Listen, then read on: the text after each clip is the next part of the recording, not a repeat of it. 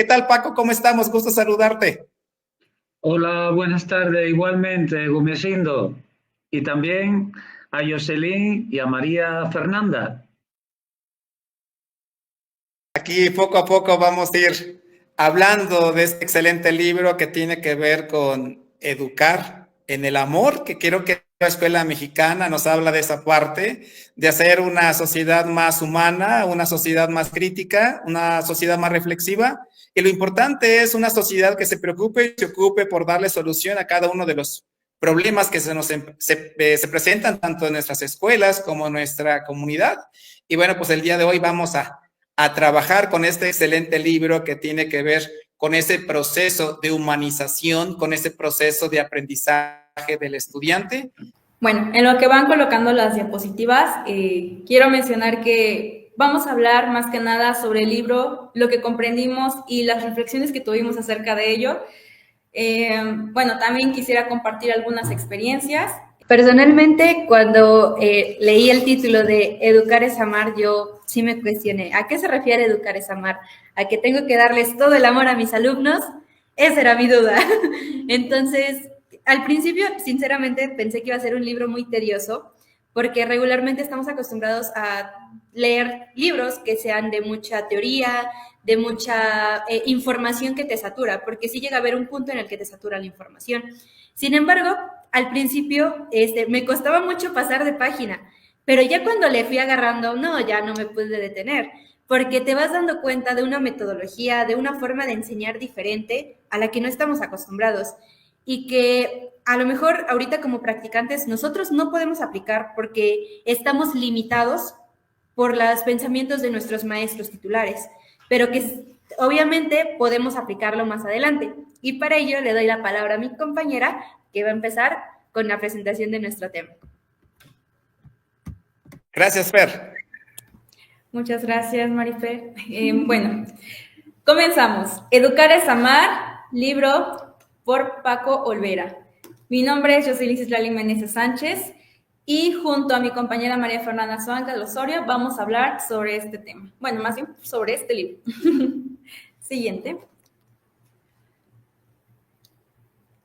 En este libro lo que podemos observar a primera vista pues es su índice, ¿no? El contenido que tiene, qué son las técnicas de la pedagogía de Freinet, qué es la casa de la pradera, desde el pupitre, la escuela por dentro, pequeños ensayos, tiempos de república, epílogo. Tiene un montón de subtemas que a primer inicio para mí la que me llamó la atención fue la casa de la pradera. ¿Qué es la casa de la pradera? Me metí a leer las páginas y estuve leyendo varias experiencias de cómo estaban llevando a cabo estas técnicas de la pedagogía de Freinet, cómo estaba viendo más que nada la relación entre docente, alumno, docente, comunidad, y me pareció algo demasiado lindo. Para comenzar, yo considero que este libro no solamente te da teoría o te da información, sino que también al mismo tiempo te da como ese impulso o ese abrazo de que, mira, puedes hacer esto, si haces esto, puedes lograr esto, qué emoción sería alcanzar esto, ¿no? En el caso de la Casa de la Pradera, digo, lo que me encantó fue cómo es que hubo esa relación o esa conexión con las personas, de cómo es que uno interactúa con otra. Y bueno, antes de continuar con ello, quiero pasar a la siguiente, por favor. Las técnicas de la pedagogía Freinet. Hay muchas técnicas ahí que yo en algunos casos no conocía y que ahora planeo llevarlas a cabo dentro de mi práctica y futuro, en un futuro más bien, pues llevarlo a cabo dentro de mi carrera, dentro de la docencia.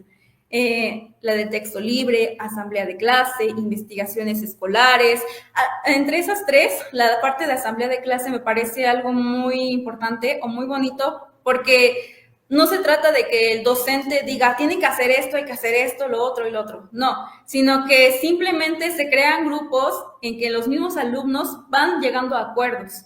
Ellos van diciendo, ¿saben qué? Vamos a hacer esto, nos consideramos que esto nos puede servir más, porque hay un diálogo dentro de la asamblea de clase para llegar a esos acuerdos. Entonces, en mi caso, yo considero que es algo demasiado correcto en el caso actual, porque ahora lo importante es el trabajo colaborativo, es la interacción, es llegar a acuerdos y no solamente imponer ideas, sino que simplemente es compartirlas. A la parte de investigaciones escolares también. Actualmente estamos formando a alumnos en los que tienen que ser investigadores, que no se trata de, pues, lo que me dieron aquí, pues con eso me quedo, ¿no? Sino que se trata de aprender, se trata de ser curiosos más que nada, de decir, pero no entiendo por qué, quiero saber más, despertar ese interés por parte del alumno. Y en las investigaciones escolares, pues vamos a ir consiguiendo poco a poco eso, pero que se va generando de cierta forma el pensamiento crítico. ¿Qué cosas podemos investigar? Donde se empieza a ver qué es lo que quiero hacer, qué quiero investigar, qué es lo que hay. En esa parte de qué cosas podemos investigar, hasta lo ponen en comillas, ¿no? Que no solamente es como que una cosa, sino que hay una gran variedad de oportunidades o de opciones que se pueden conocer a fondo. También aparecen los planes de trabajo, el cálculo vivo, el lenguaje creativo, biblioteca de clase, las publicaciones escolares. Tenemos también los talleres, la correspondencia escolar y el movimiento cooperativo de escuela popular. Bueno, hay una parte del libro que también me llamó la atención de cómo te imponen mucho las matemáticas. Y en mi caso, sinceramente, no ha sido un problema el tener que trabajar con las matemáticas. Sin embargo, sí he visto en los alumnos que ha sido muy difícil que ellos logren aprender a desarrollar ese pensamiento lógico-matemático. Y en esta parte del cálculo vivo, como que lleva otra manera diferente de implementar las matemáticas. Siento que es una técnica buena, pero pues todavía hay que saber cómo emplearlas, ¿no? Porque pues normalmente yo me he dado cuenta que en las escuelas los maestros dicen, vamos a ver esta clase, este tema, revisen su libro. El problema, yo siento que a veces no es tanto que te den los temas o las investigaciones o la teoría quizás. El problema yo siento que es que no se contextualiza el problema que se está llevando a cabo, que al mismo tiempo también no se da una explicación más sencilla a ese problema o a este ejercicio. Muchas veces he visto que los maestros hasta, no sé, en la parte de multiplicaciones o en la parte de resolver ecuaciones, dicen, apréndete las reglas. Ajá, pero ¿cómo las aplico? ¿Qué reglas son? ¿Cómo las debo de aplicar? Sabemos que existen las reglas de que si tú tienes un signo menos al lado del igual, si lo pasas al lado siguiente es un signo más o un signo positivo. Ajá, pero ¿por qué surge eso, no? O sea, hay que ser como que describir un poco más, yo siento, el ejercicio. Entonces, las matemáticas sí han sido muy complicadas, pero pues hay que no solamente dar por dar información, sino que tratar de buscar la manera de que los alumnos aprendan. También algo muy interesante ahí es cómo los alumnos a través del trabajo colaborativo o cooperativo van desarrollando diferentes valores, como lo son la empatía, como lo son la responsabilidad. Hay una diversidad de valores que se van desarrollando a través de ese trabajo cooperativo, pero yo quiero destacar más la empatía. ¿Por qué la empatía? Porque muchas veces los alumnos no son capaces de expresar sus opiniones y de, digamos que sacar todo su potencial debido a la inseguridad que van generando. Entonces, tomando en cuenta eso, la empatía yo siento que es un factor demasiado importante para poder sobrellevar una buena relación dentro del aula. Si en el aula hay buena relación, todas las técnicas que vimos anteriormente y también las anteriores o todas las que ustedes conozcan se pueden llevar a cabo sin ningún problema, pero pues para eso hay que desarrollar ciertos valores dentro de los alumnos. Entonces, el trabajo colaborativo y el trabajo cooperativo es una buena técnica para poder aprender a llevar estas relaciones entre docente-alumno, entre los mismos compañeros y también para que se puedan desarrollar pues con la demás sociedad. Digo, ahí quiero rescatar esos valores, esa motivación que se descubre o que se ve a través de las cartas que recibe el docente, a través de las cartas que también el docente envía, Es algo muy bonito porque se comparten experiencias, se comparte esta parte del amor porque, ay, he aprendido esto, me ha servido demasiado en el trabajo, o que, ay, maestro, estoy muy contento porque gracias a usted hemos alcanzado esto, ¿no? En esta parte, digo, yo siento que es algo genial de leer, porque yo quisiera igual en un futuro poder tener esa conexión con la comunidad en la que yo trabaje, esa conexión con mis alumnos, esa conexión con los padres de familia, con mis mismos compañeros y saber trabajar en equipo, saber compartir buenas experiencias, apoyarnos unos a los otros. Otra cosa que quiero rescatar en la parte de las cartas de la pradera es el sentimiento con el cual escriben las cosas. Yo creo que por eso el libro también habla sobre el amor, porque para ser docente no se trata solamente de tener a soldaditos ahí, se trata también de quererlos, de demostrarles que tienen el apoyo, de que ellos pueden, de motivarlos, a decirles, tú puedes, tú sigue. Y si ellos sienten que no pueden, que ya se cayeron, pues ahí tienen a alguien que les puede ayudar y que el aprendizaje los va a hacer pues salir adelante, que pues no solamente se van a quedar con lo poco que saben, sino que van a despertar ese sentido de pertenencia, de que, ya entendí esto, quiero conocer más, ya sé quién soy, sé lo que puedo hacer, sé lo que puedo lograr. Entonces, por eso ahí rescato esos primeros conceptos, que es motivación, valores y amor. Ahora vamos a pasar a lo del aprendizaje. Estos son conceptos y ya van a entrar un poquito más nuestra perspectiva de lo que vamos comprendiendo del libro. ¿A qué nos referimos cuando decimos aprendizaje? El aprendizaje muchas veces lo tenemos entendido como algo que se tiene que saber y que es estructurado. Pero aquí varía un poquito. El aprendizaje actualmente, si lo relacionamos con la nueva escuela mexicana, es conocimientos significativos, conocimientos útiles para el alumno, que no se queden simplemente en cosas o conceptos que no los vaya a ocupar, que regularmente es una educación que solemos recibir. Y lo digo solemos porque yo personalmente he recibido ese tipo de conceptos que he olvidado y que actualmente los retomo en mis prácticas y que a lo mejor no se me dificultan, pero sí es como de esto de qué trataba y tengo que volver a tomar un tema y tomar una nueva estrategia para poderla comprender. Entonces, esto de divertir, que son conceptos que retomo del libro, que es, necesitamos un aprendizaje divertido, un aprendizaje que, si bien tiene que ser relevante, no se tiene que perder ese foco de que son niños. A lo mejor ahorita en secundaria es un poquito más difícil de decir, no, pues es que ya están en esa transición de que ya no son adolescentes, pero ellos siguen siendo niños. Mientras estén en esa transición, ellos siguen comportándose como niños. Entonces, para ellos el recreo es un tesoro. Si nosotros les quitamos ese tesoro que regularmente se les dice, no, pues si no acabas el trabajo no vas a salir a recreo, los alumnos dicen, pues ya lo hago de rápido y lo hacen como sea. Ni siquiera comprenden lo que realmente les está enseñando uno. Entonces, esto del aprendizaje lo retomo porque en la parte del epílogo especialmente, nos dice que son cosas importantes que tienen que saber los docentes, que el aprendizaje tiene que ser útil para su vida, tiene que ser significativo, que no simplemente se vaya a quedar en el aula, sino que lo pueda transmitir con los demás y que si podemos sacar provecho y hacerlo divertido, pues va a ser mejor, porque mientras sea divertido, los alumnos tienden a retener mayor información. Aquí vamos a retomar el parte de deberes, que creo que es algo relevante y necesario en lo que se presenta la diapositiva. Y parto de esta pregunta: ¿aprendizaje o entretenimiento del niño? ¿Y por qué planteo esta pregunta? Muchas veces lo veo en las escuelas, en mi escuela, inclusive en la escuela de mi mamá, que si no lo mencioné anteriormente, mi mamá es maestra de preescolar. Entonces, yo he notado muchas veces que en su escuela le dicen, maestra, ¿y no va a dejar tarea?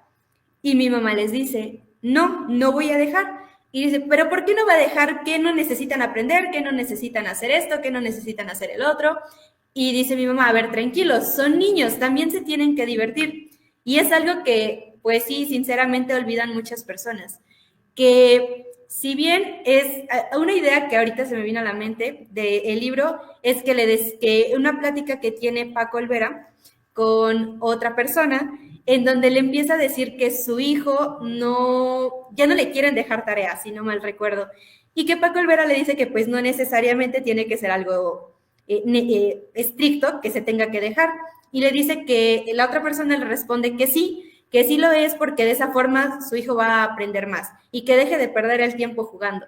Entonces Paco le responde que pues no necesariamente es eso y le daba un buen ejemplo que era de, ¿a ti te gustaría tener más trabajo después de tu jornada laboral? Y pues claramente la respuesta creo que es obvia que es no. ¿A quién le gustaría tener más trabajo después de lo que ya se tiene? Y pues estos deberes muchas personas, ya sea por educación, por tradición o por experiencia propia, siguen pensando que las tareas o deberes, aquí en México le decimos mayormente tareas o actividades extraescolares o actividades de casa, tienen que ser obligatorias porque de esa forma el alumno va a demostrar lo que sabe. Y pues no. Y aquí voy a retomar un punto importante que es la nueva escuela mexicana. Porque desde que yo estuve leyendo el libro dije, aquí viene muy implícita la nueva escuela mexicana, que es el programa con el que ahorita estamos trabajando actualmente en educación básica especialmente. Y dos puntos de los que voy a retomar es la interculturalidad y la inclusión. ¿Por qué la interculturalidad? Porque ahorita ya se busca o se plantea también en el libro que exista la diversidad en las aulas. Un caso, discúlpenme que vaya con muchos ejemplos, pero es que en mi escuela yo tengo una interculturalidad, por así decirlo, de que tengo alumnos de diferentes estados. Tengo alumnos de Oaxaca, tengo alumnos de San Luis Potosí, tengo alumnos del Distrito Federal, de Guerrero, y eso me va permitiendo enriquecer mis clases, porque si estamos viendo sobre las lenguas indígenas, ellos ya empiezan a decir, no, pues es que en mi estado hablan esto, en mi estado hablan esta lengua, que ya es náhuatl, que ya es otomí, que ya es otro. Y también con su cultura, cuando decimos vamos a tener que investigar o presentar un baile, un canto, ellos dicen, no, pues maestra, es que yo conozco esta danza que hacen regularmente en la fiesta. Y se empieza a generar un ambiente de conversación, de compartir experiencias que hacen que el alumno comprenda un poquito mejor el tema. Y la segunda, que es inclusión, que ya no es necesario, o bueno, ya no se debe hacer totalmente, excluir a los alumnos con alguna necesidad educativa especial o con alguna discapacidad, porque eso ya no es algo correcto, ya no es algo que deberíamos de estar haciendo, pero que se siguen presentando en algunas aulas desafortunadamente, porque todos son niños, todos aprenden de manera diferente y por ello es que somos docentes, porque tenemos que dar esa oportunidad de que el niño aprenda. Va a empezar mi compañera Jocelyn con las reflexiones. Muy bien, muchas gracias. Bueno, para reflexionar, pues nos damos cuenta que este libro, pues aparte de inspirarse en las técnicas de Freinet, nos menciona que existe un fomento de la construcción de vínculos significativos y más humanos dentro del aula. Pues aquí ya nosotros aprendemos a comunicarnos con las personas, a relacionarnos de manera correcta a través de diferentes técnicas, pero más que nada a través del diálogo y la comunicación. Lo que me agrada mucho con nuestro señor Paco Olvera es cómo es que ha inspirado a muchas personas a cualquier lugar que ha ido. Recuerdo las cartas que leí y que recuerdo, muchas personas pues se han inspirado demasiado. Cada lugar que se presenta los inspira, que dicen, es que teníamos una casa aquí, pero pues estaba muy pequeñita, vamos a implementar talleres, que llega Paco Olvera y nos dice, hay que darle un nombre a esta casa. Y nosotros decimos, pero qué nombre, ¿no? Entonces, dicen, bueno, hay que hacerlo. O sea, como que empieza a motivar, digamos, a llamar a las personas, a inspirarlos, y es algo que me inspira demasiado. Y bueno, aquí es necesario que muchos docentes sientan este sentimiento por querer enseñar, ¿no? Este amor por decir, yo quiero formar a personas capaces, autónomas, yo quiero ser alguien que inspire y que motive y no que te haga sentir menos o que te detenga, ¿no? Un docente no está para limitar al alumno, un docente está para impulsarlo. Esto nos nutre, digamos, la pasión. En mi caso ha nutrido mucho mi pasión por ser docente y quiero seguir siendo docente y no me estoy deteniendo porque quiero seguir adelante. Hay un cambio consciente de mi parte, sé que debo de esforzarme más, sé que debo de seguir aprendiendo y también pues no limitarme.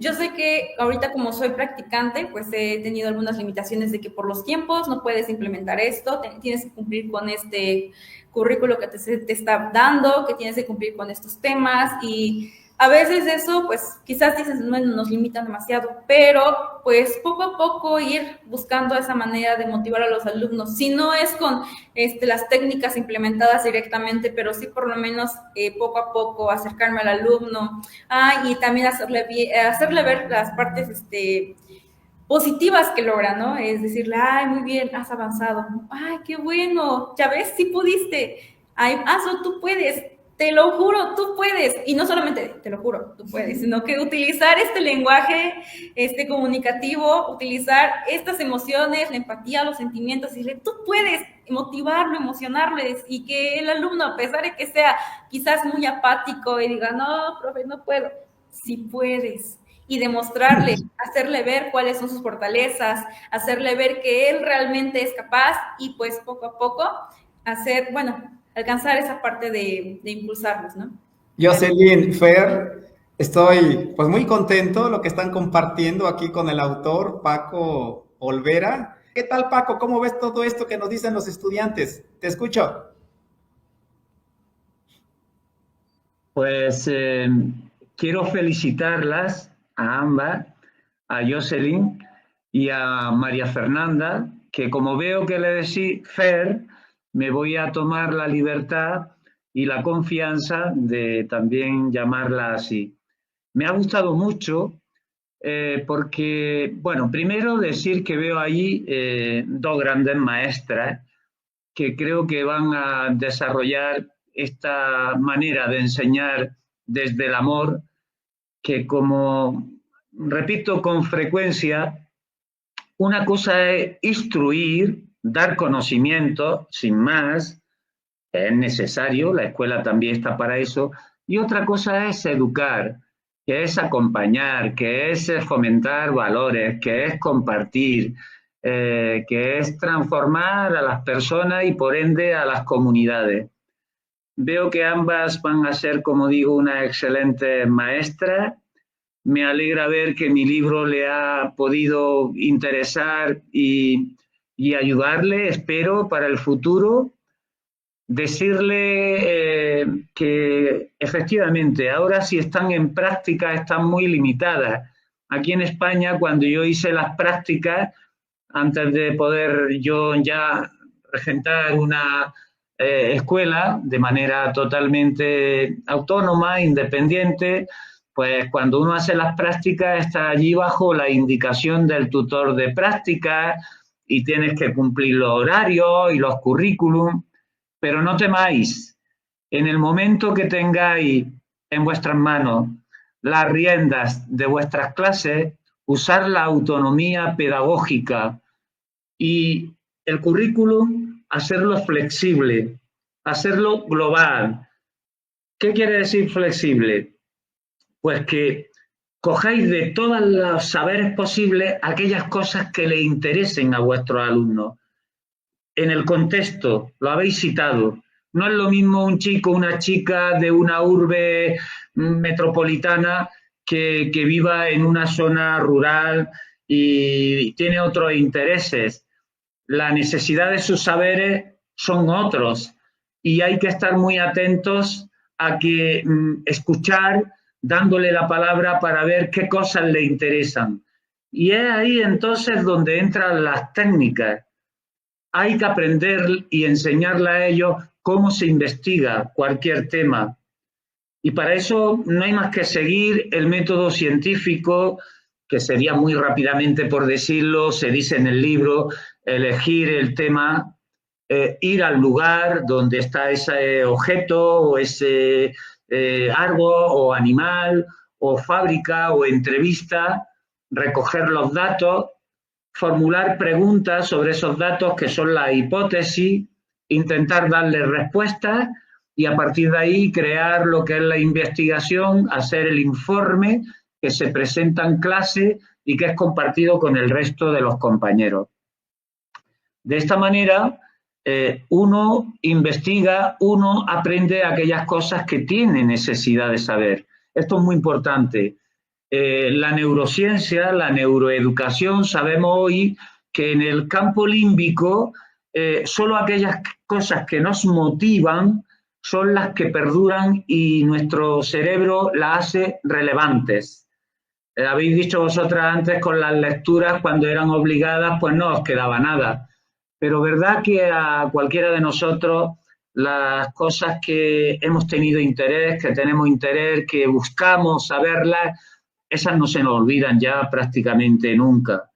Por tanto, ánimo y que ya veréis que cuando estéis en vuestras clases, haciendo de ese currículum que sea muy abierto, muy flexible, muy global, relacionando la lengua con las matemáticas, la investigación, los talleres.